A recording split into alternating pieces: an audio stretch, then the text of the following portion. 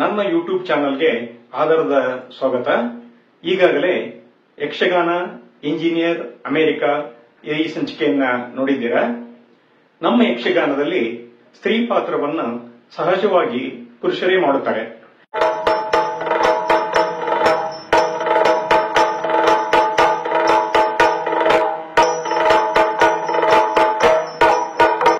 ಅಂತಹದೇ ಒಂದು ಕಲೆ ಅಂದರೆ ಪುರುಷ ಸ್ತ್ರೀಯ ಉಡುಗೆಯನ್ನು ಹಾಕಿ ನೃತ್ಯ ಮಾಡುವ ಒಂದು ಕಲೆ ವಿದೇಶದಲ್ಲೂ ಸಹ ಇದೆ.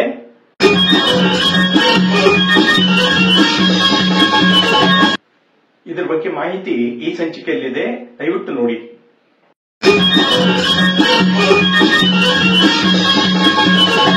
ತನೋರಾ ಡ್ಯಾನ್ಸ್ನ ವಿಶೇಷತೆ ಅಂದರೆ ಇದು ಹೆಣ್ಣಿನ ಉಡುಗೆಯಲ್ಲಿ ಗಂಡು ಮಾಡುವ ಡ್ಯಾನ್ಸ್.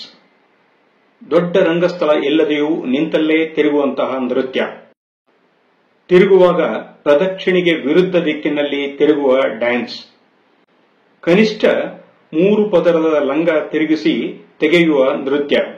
ಹಾಗೆ ತೆಗೆದ ಲಂಗವನ್ನು ದೊಡ್ಡ ಛತ್ರಿಯ ಹಾಗೆ ಮಾಡಿ ಮೇಲೆ ತಿರುಗಿಸುವುದೂ ಇದೆ. ಕೈಯಲ್ಲಿ ತಾಳವಾದ್ಯ ಜೋಡಿಸುತ್ತಾ ತಿರುಗುವಂತಹ ವಿಶೇಷ ನೃತ್ಯ. ಈ ಗಿರಿಗಿರಿ ತಿರುಗುವ ನೃತ್ಯ ಮಾಡುವವರು ಕನಿಷ್ಠ 15 ನಿಮಿಷ ತಿರುಗಬಲ್ಲರು. ನಾವು ದುಬೈಗೆ ಹೋಗಿದ್ದಾಗ ನಮ್ಮ ಲಾಡ್ಜಿನಿಂದ ಸಾಯಂಕಾಲ 7 ಗಂಟೆಗೆ ನೌಕಾಯಾನದ ಜೊತೆ ರಾತ್ರಿ ಭೋಜನಕ್ಕೆಂದು ಮರೀನಾ ಕಡೆ ಹೊರಟೆವು. ಹೋಗುವ ದಾರಿಯಲ್ಲಿ ಹಲವು ಆಕಾರದ ಕಟ್ಟಡಗಳ ಮಿನುಗು ನೋಟ ತಾರಾಮಂಡಲವನ್ನೇ ನಿರ್ಮಿಸಿ ಕಣ್ಣು ಕೋರೈಸುವಂತೆ ಇತ್ತು. ನಂತರ ಸಾಗಿದರೆ ವಿಶ್ವದ ಅತಿದೊಡ್ಡ ತೊಟ್ಟಿಲು ಕಾಣಿಸಿತು. ಇದು 820 ಅಡಿ ಎತ್ತರ ಮತ್ತು 48 ತೊಟ್ಟಿಲುಗಳಲ್ಲಿ ಸುಮಾರು 1750 ನೋಡುಗರನ್ನು ಹೊತ್ತು ತಿರುಗುವಂತಹ ವಿಶಿಷ್ಟ ಚಕ್ರ. ಐನ್ ಎಂದರೆ ಕಣ್ಣು. ಐನ್ ದುಬೈ ಎನ್ನುವ ಈ ಬೃಹತ್ ಚಕ್ರ ನೀಲಿ ಸಮುದ್ರದ ಮೇಲೆ ಕತ್ತಲಲ್ಲಿ ಬೆಳಗುವ ನೋಟ ಕಣ್ತುಂಬಿಕೊಂಡೆವು. ನಂತರ ಬಂದರಿನಲ್ಲಿ ಕಟ್ಟಿ ನಿಲ್ಲಿಸಿದ್ದ ನಮಗೆ ನಿಗದಿಯಾಗಿದ್ದ ನೌಕೆಯೊಳಗೆ ಹೋದೆವು.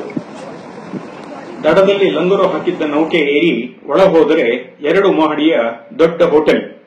ನಮಗೆ ಮೀಸಲಿದ್ದ ಆಸನದಲ್ಲಿ ಕುಳಿತು ಸಸ್ಯಾಹಾರಿ ಊಟ ಆರಂಭವಾಗುತ್ತಿದ್ದ ಹಾಗೆ ಲಂಗರು ಬಿಚ್ಚಿ ನೌಕಾಯಾನ ಶುರುವಾಯಿತು. ಊಟ ನೋಟ ಮುಗಿಯುತ್ತಿದ್ದಂತೆ ಮನಸೆಳೆಯುವ ಈಜಿಪ್ಷಿಯನ್ ನೃತ್ಯ ಕಲಾವಿದನ ಆಗಮನ ಆಯಿತು. ಅದರ ವಿಡಿಯೋ ಕೊನೆ ತನಕ ನೋಡಿ.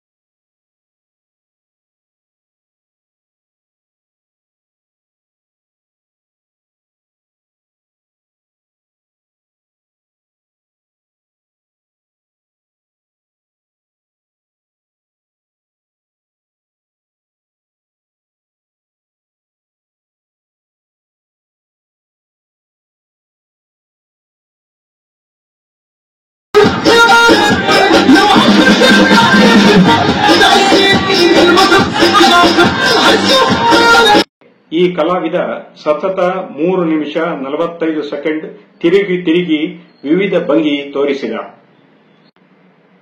ಬೇರೆಯವರಿಗೆ ಹಾಕಿದರೆ 20 ಸೆಕೆಂಡ್ ಸಹ ಕುಣಿಯುವುದು ಕಷ್ಟ.